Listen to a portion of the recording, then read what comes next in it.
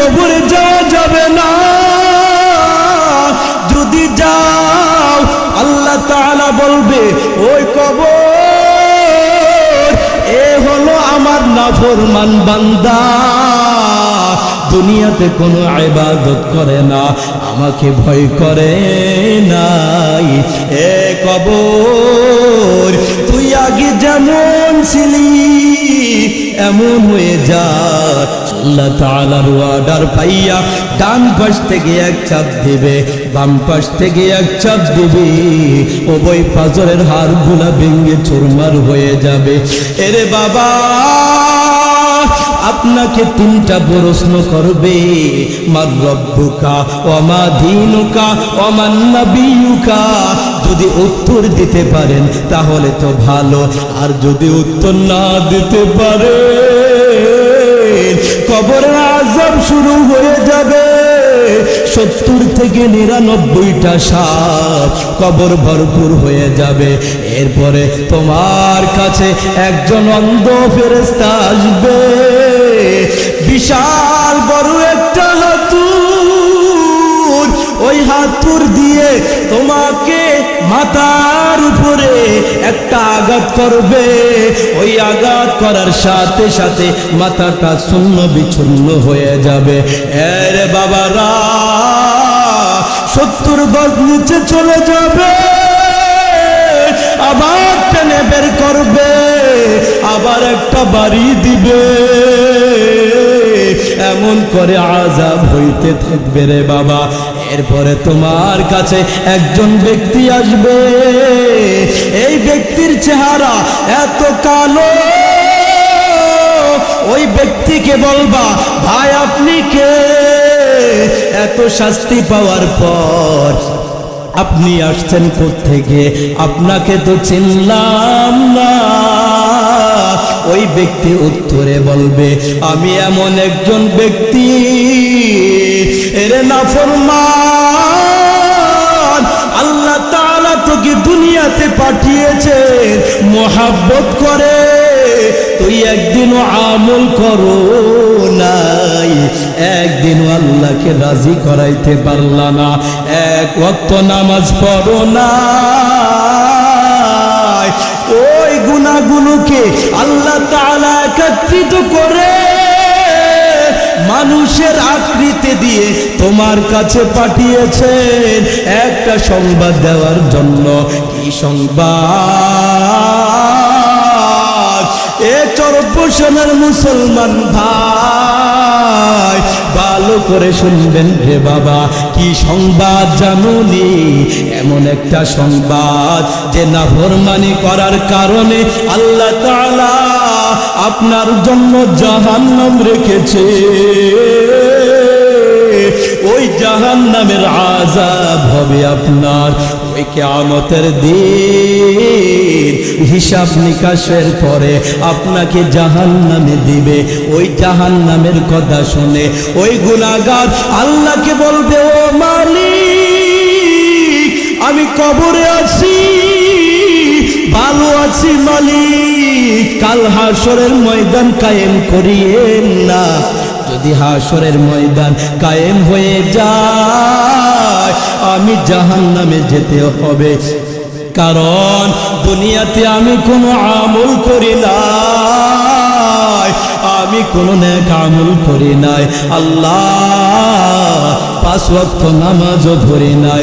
এরে মুসলমান বাবা, দুনিয়াতে কয়দিন বাহাদুরি করবা? দুনিয়াটা থাকার জায়গা না রে বাবা। যখন হাসরের ময়দান কায়েম হয়ে যাবে মানুষগুলো জাহান্নামের আসামি হইয়া দাঁড়াইয়া থাকবে।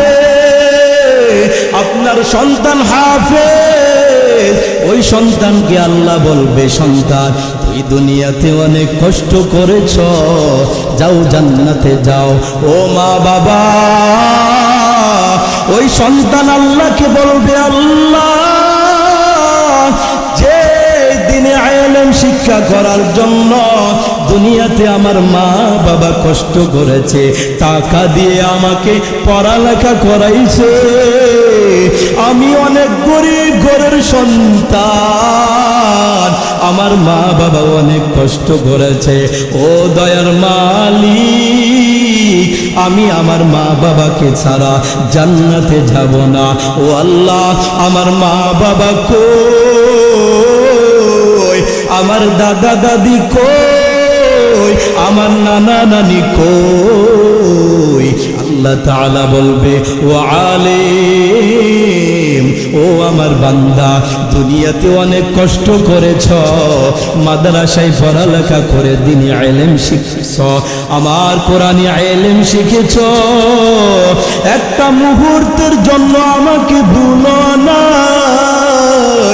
আজ বান্দা আমি তোমাকে বলবো না, যাও তোমার যাকে ইচ্ছা তাকে নিয়ে তুমি জান্নাতে চলে যাও।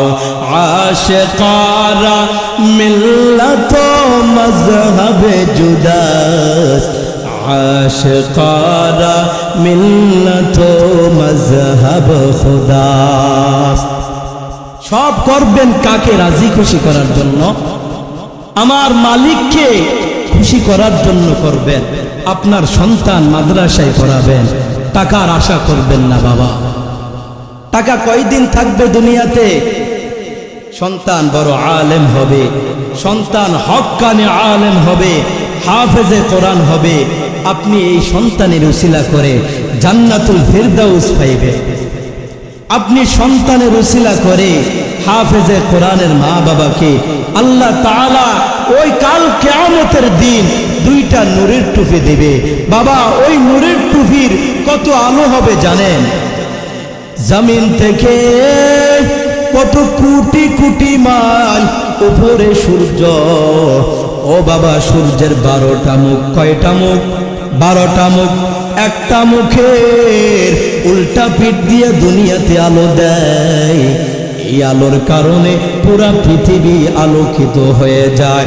ওই হাফেজে কোরআনের মা বাবাকে আল্লাহ তাআলা এমন দুইটা নূরের টুপি দিবে, এই নূরের টুপির এত আলো হবে, এরে বাবা, ওই সূর্যটা যদি এখানে নিয়ে আসা হয় আর 12টা মুখ যদি নিচের দিকে দেয়, কত আলো হবে? এর চেয়েও ডবল আলোকিত হবে ওই হাফেজে কোরআনের মা বাবার নূরের টুপি। যা করবেন বাবা আল্লাহর জন্য করবেন। সন্তানকে মাদ্রাসায় পড়াবেন, আল্লাহর জন্য পড়াবেন।